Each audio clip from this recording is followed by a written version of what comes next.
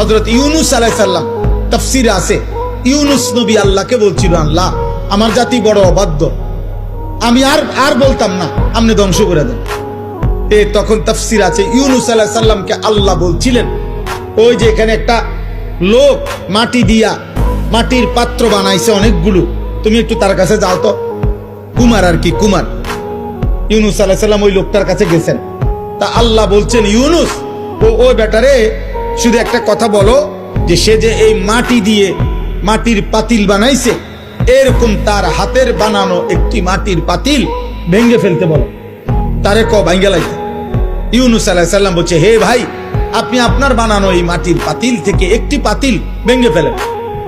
তখন ওই কুমার সে বলছে, এই মিয়া, আমার নিজের হাতের বানানো মাটির পাতিল আমি ভাঙবো কেন? বোকা নাকি আমি? কেন ভাঙবো? এত যত্ন করে আমি বানাইছি। আল্লাহর কসম, ইউনূস আলাইহিস সালামকে আল্লাহ তাআলা তখন ডাক দিয়ে বললেন, ইউনূস, মাটির পাতিল যে বানায়, এমন এক মানুষ যদি এক সাধারণ মাটির পাতিল নিজের হাতে বানানো ভাঙতে না চায়, আমি যারে মায়ের পেটে 9 মাস রেখে নিজের হাতে সাজাইছিলাম, আমার দেওয়া চোখ নাক কান দিয়ে আমি বানাইছি যারে, আমার সেই বান্দাকে আমি কেমনে জাহান্নাম দিই? আমি ধ্বংস করে দেব কেন?